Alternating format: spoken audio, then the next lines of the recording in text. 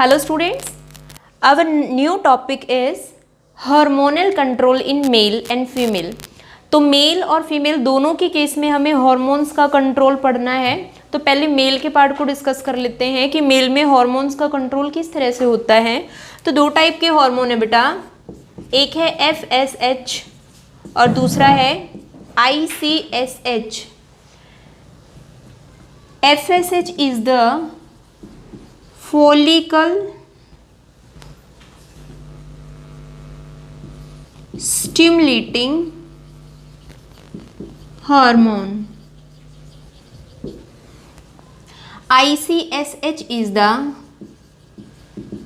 interstitial cell stimulating hormone। ठीक है, तो FSH क्या है, फॉलिकल स्टिमुलेटिंग हार्मोन, और ICSH क्या है, इंटरस्टिशियल सेल स्टिमुलेटिंग हार्मोन। अब ये दोनों हार्मोन जो हैं ये किस तरह से मेल के अंदर चेंजेस करते हैं और कौन कौन सी प्रोसेस मेल में करवाते हैं। तो सबसे पहले हम FSH के बारे में थोड़ा सा पढ़ लेते हैं। FSH जो है वो फॉलिकल स्टिमुलेटिंग हार्मोन है। अब बेटा इसको पढ़ने से पहले हमें थोड़ा सा अपना पीछे वाली चीज़ों को याद करना पड़ेगा। जब हमने टेस्टिस का स्ट्रक्चर बनाया था तो उसके अंदर टेस्टिक्युलर लॉब्यूल के बारे में पढ़ा था। टेस्टिक्युलर लॉब्यूल जो हैं वो ईच टेस्टिस में 200 to 300 प्रेजेंट होते हैं। फिर जो टेस्टिक्युलर लॉब्यूल हैं उसके अंदर सेमिनिफेरस ट्यूब्यूल पढ़ा था। सेमिनिफेरस ट्यूब्यूल जो है उनका नंबर 2 to 3 होता है, कहीं 2 कहीं 3। अब जब हमने सेमिनिफेरस ट्यूब्यूल को बाहर की तरफ निकाल के डायग्राम जब उसको ड्रॉ किया था तो मैंने आपको कहा था कि बेटा ये ब्लाइंड ट्यूब होती है, एक हिस्सा उसका ओपन होता है और एक हिस्सा उसका क्लोज होता है। फिर हमने उसका TS किया था। TS करके हमने क्या देखा था कि उसमें दो टाइप की सेल प्रेजेंट थी। तो कौन कौन सी सेल प्रेजेंट थी उसके अंदर, एक तो थी जर्मिनल सेल, जर्म सेल बोला था, और दूसरी थी सर्टोली सेल। इतना आपको याद रखना है। अब देखो FSH जो है इसका फंक्शन क्या है, it stimulate the germinal epithelial. ये किसको स्टिमुलेट कर रहा है, जर्मिनल एपिथेलियल। जर्मिनल एपिथेलियल जो है ये क्या करेंगी, जो इस पे जर्म सेल प्रेजेंट हैं उनका स्टिमुलेशन होगा और वो मियोसिस प्रोसेस करेंगी। और जब मियोसिस प्रोसेस उनमें होएगी तो क्या बनेंगे, गैमेट्स। ठीक है, कौन सी प्रोसेस के थ्रू ये हो रहे हैं, गैमेट्स बन रहे हैं, स्पोमेटोजेनेसिस। ठीक है, तो यहाँ पे क्या हुआ कि स्टिमुलेशन किया है FSH ने, किसका किया, जर्मिनल एपिथेलियल पूरी लेयर है जिस पे जर्म सेल प्रेजेंट होती हैं और उन जर्म सेल में मियोसिस हुई, फिर गैमेट्स प्रोड्यूस हुए। ठीक है, एक चीज़ तो ये हो गई। उसके बाद देखो कुछ सेमिनिफेरस ट्यूब्यूल जो हैं इसका कुछ TS का इस तरह का स्ट्रक्चर पढ़ा है हमने।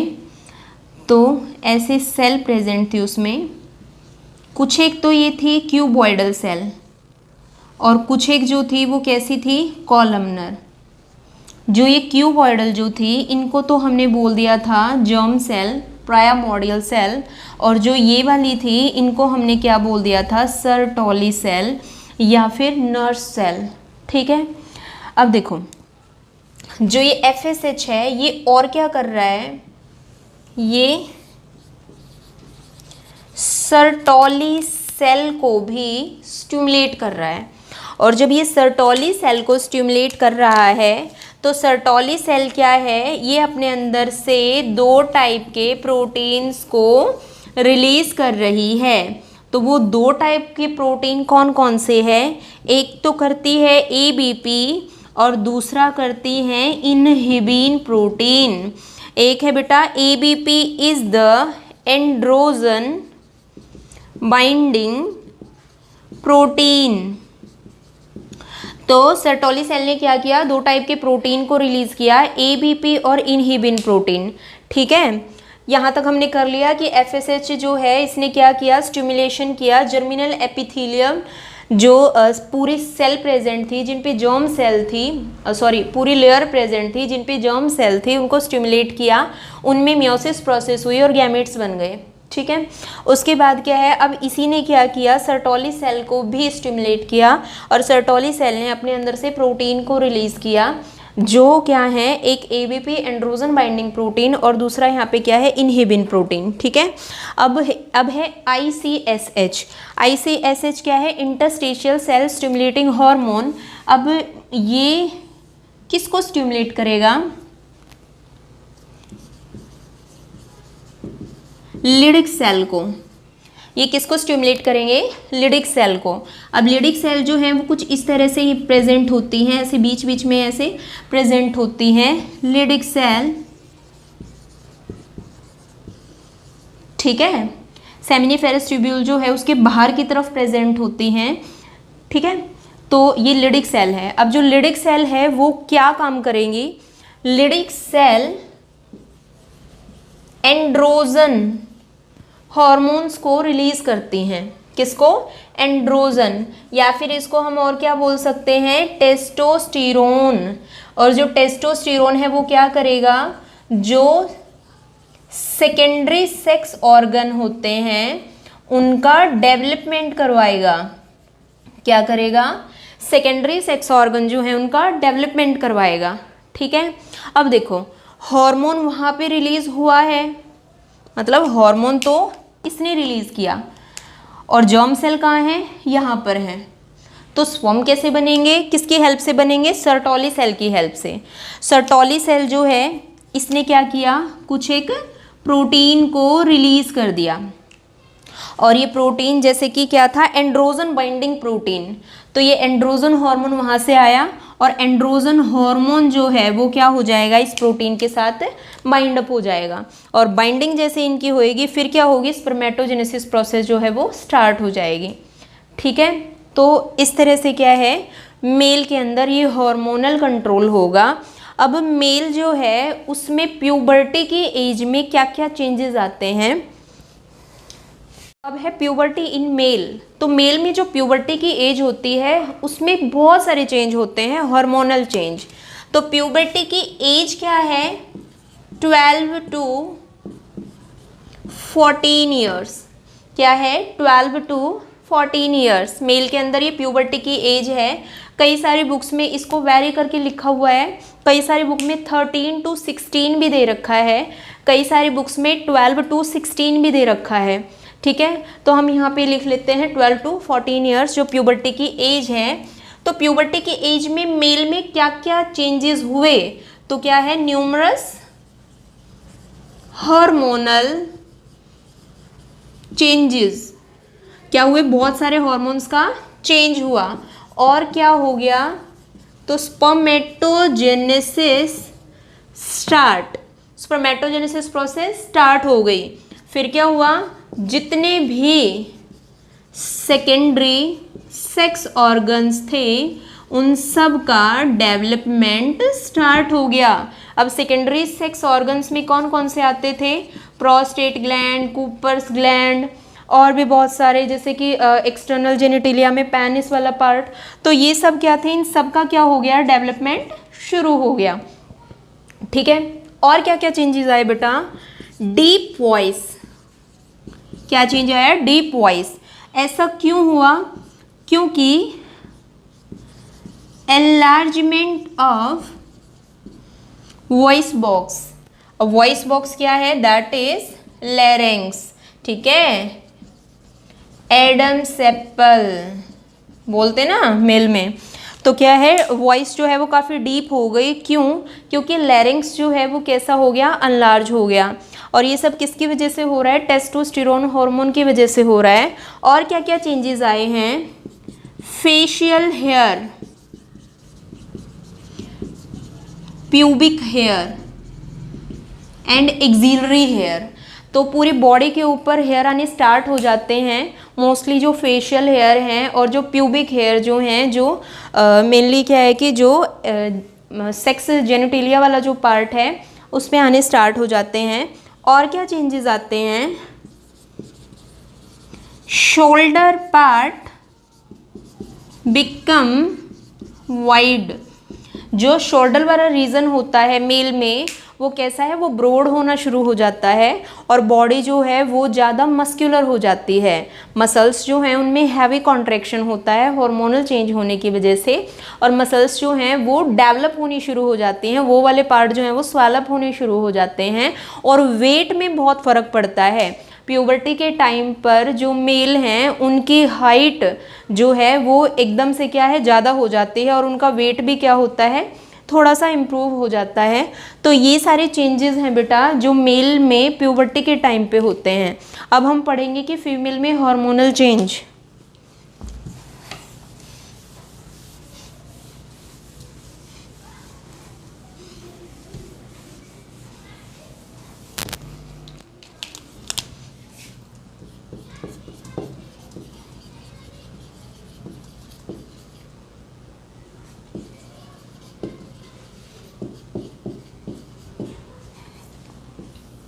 Hormonal control in females.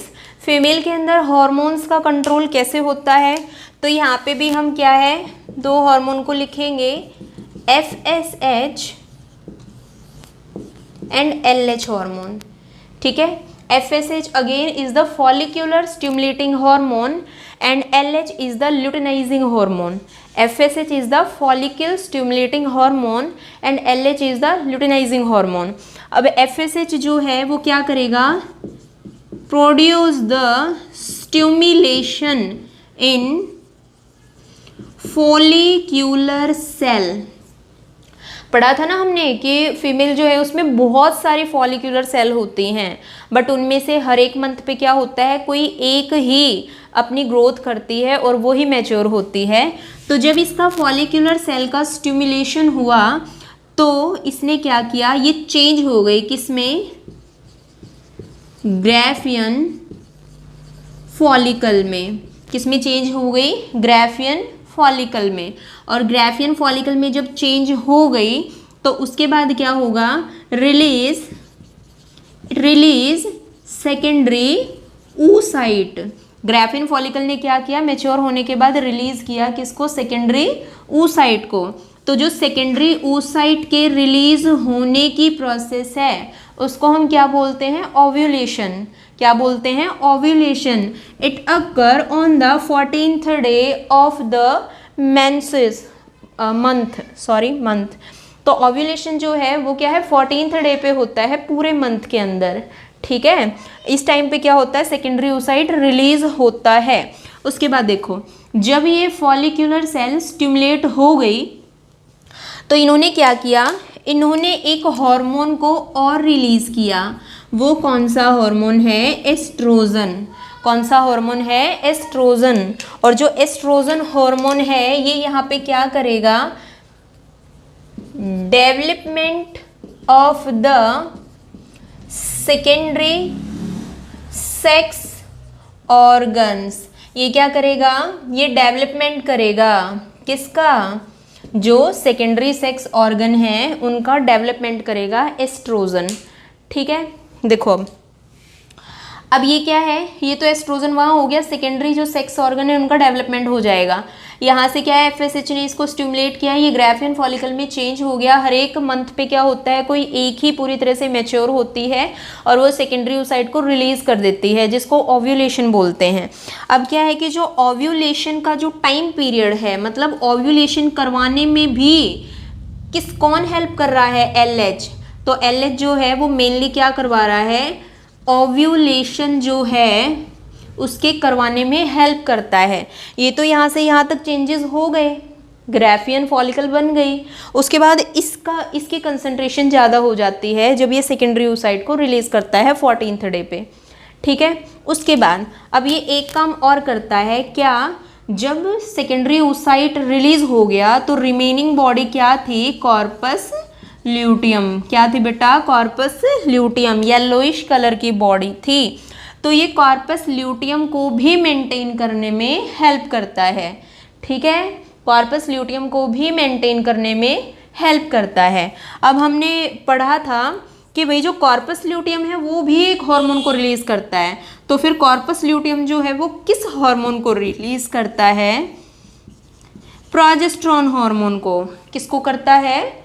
Progesterone hormone को। और ये प्रोजेस्टेरॉन हार्मोन जो है ये फर्दर क्या है, कॉर्पस ल्यूटियम जो है इसको मेंटेन रखता है। जब इसका लेवल कम होना शुरू हो जाता है तो कॉर्पस ल्यूटियम जो है वो डिजेनरेट हो जाता है, और जब पूरी तरह से प्रोजेस्टेरॉन का लेवल बिल्कुल डाउन चला जाता है तो जो एंडोमेट्रियम लेयर है वो रप्चर होना शुरू हो जाती है। ठीक है, वो रप्चर होना शुरू हो जाती है, और जब वो रप्चर होती है तो वो ब्लीडिंग फेज होता है जिसको मेंसेस बोलते हैं। उस टाइम पीरियड के जस्ट 14 डे आगे की तरफ जो 14th डे आएगा फिर से उस पर क्या होगा, ओव्यूलेशन होगा, फिर से रिलीज, रिमेनिंग बॉडी फिर से कॉर्पस ल्यूटियम होगी। फिर से corpus luteum as a temporary gland react करेगी और वो क्या करेगी, प्रोजेस्टेरॉन को रिलीज करेगी। और प्रोजेस्टेरॉन हार्मोन जो है ये फिर से क्या करेगा, एंडोमेट्रियम को मेंटेन करेगा कॉर्पस ल्यूटियम के साथ। और जब इसका लेवल डाउन हो जाएगा तो फिर से जो एंडोमेट्रियम लेयर है वो रप्चर होना शुरू हो जाएगी, जिसको फिर से हम ब्लीडिंग फेज बोल देंगे। ठीक है,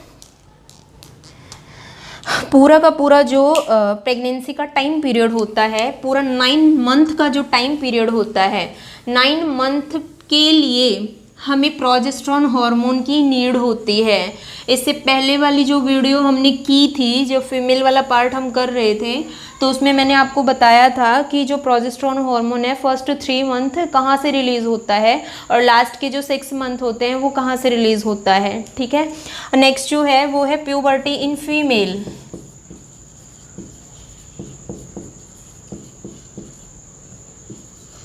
प्यूबर्टी इन फीमेल।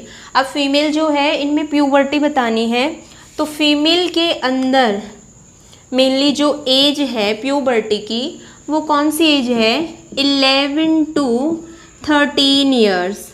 कौन सी एज है, 11 to 13 ईयर्स प्यूबर्टी की एज है। बट कई बार क्या होता है कि किसी गर्ल के अंदर जो प्यूबर्टी की एज है वो पहले आ जाती है, जैसे 9 ईयर में जब 9 साल की होती है, या फिर कईयों में जो 10 ईयर्स की जो है उसमें हो जाती है, प्यूबर्टी की एज आ जाती है पहले से, हार्मोन्स का चेंज हो जाता है। तो अगर ऐसा हो रहा है तो उसको हम प्रिकॉशियस प्यूबर्टी बोलते हैं। क्या बोलते हैं, प्रिकॉशियस प्यूबर्टी बोलते हैं।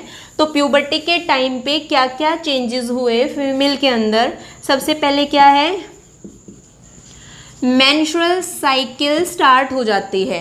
क्या हुआ, मेंस्ट्रुअल साइकिल स्टार्ट हो जाती है, ओव्यूलेशन होना शुरू हो जाता है। हमारे पूरे लाइफ टाइम में 482 490 सेकेंडरी oocyte रिलीज होते हैं, और ना जाने कितने सारे जो फॉलिकल्स जो हैं वो डिजेनरेट हो जाते हैं, जिसको फॉलिक्यूलर एट्रेशिया बोला था हमने। तो यहाँ पे क्या है, ओव्यूलेशन हो गया। ओव्यूलेशन भी प्यूबर्टी के टाइम से ही स्टार्ट हो जाता है। उसके बाद और क्या क्या चेंजेस आते हैं, अनलार्जमेंट ऑफ मैमरी ग्लैंड्स। फीमेल्स के अंदर क्या है, हार्मोन्स का कंट्रोल, हार्मोन्स अनकंट्रोल होने की वजह से कई फीमेल्स में जब अनकंट्रोल हार्मोन हो जाते हैं तो उनमें कई सारे जो फिजिकल अपीयरेंस जो है वो कुछ ज़्यादा फर्क पड़ता है उस चीज़ पे। बट नॉर्मली क्या है कि प्यूबर्टी के टाइम पर ये चीज़ें होती ही हैं। अनलार्जमेंट होता है मैमरी ग्लैंड का, और क्या होता है, deposition of fat on the pelvic region and thighs. Fat का डिपोजिशन होता है पैल्विक, मतलब जो हिप्स वाला पार्ट होता है वहाँ पे फैट का डिपोजिशन होता है, और थाइज जो हैं वो भी थोड़ी सी हैवी होनी शुरू हो जाती हैं क्योंकि फैट का डिपोजिशन हो जाता है वहाँ पे भी। ठीक है, और एक रीज़न ये भी है कि पैल्विक जो है ये इस पे जब पैल्विक रीजन पे फैट आनी शुरू हो जाती है तो ये वाला पार्ट जो है ये कैसा हो जाता है, थोड़ा सा डेवलप हो जाता है ये पार्ट। इसके साथ साथ क्या होती है, वाइडनिंग ऑफ द हिप्स, या फिर बोल सकते हैं पैल्विक रीजन। जो पैल्विक रीजन है वो वाइड हो जाता है। ठीक है, इसका क्या कारण है, क्यों हो जाता है, क्योंकि पैल्विक रीजन जो है जो वाइड होता है तो यूट्रस जो है उसके सही पोजीशन होने की उसको जगह मिल जाती है। और यूट्रस जो है जब वो सही से डेवलप हो जाता है तो उस टाइम पर जो फीमेल है वो बेबी को कंसीव कर सकती है, क्योंकि उसके लिए क्या है कि उसको नॉर्मल एनवायरनमेंट मिल जाता है। इसलिए क्या है ये चेंज भी प्यूबर्टी के टाइम पे आता है। तो ये हमने किया बेटा hormonal control and puberty male and female. तो इस टॉपिक को आप अच्छे से करना, इससे आगे हम नेक्स्ट वीडियो में करेंगे। तब तक के लिए आप बेटा पढ़ते रहो। Thank you.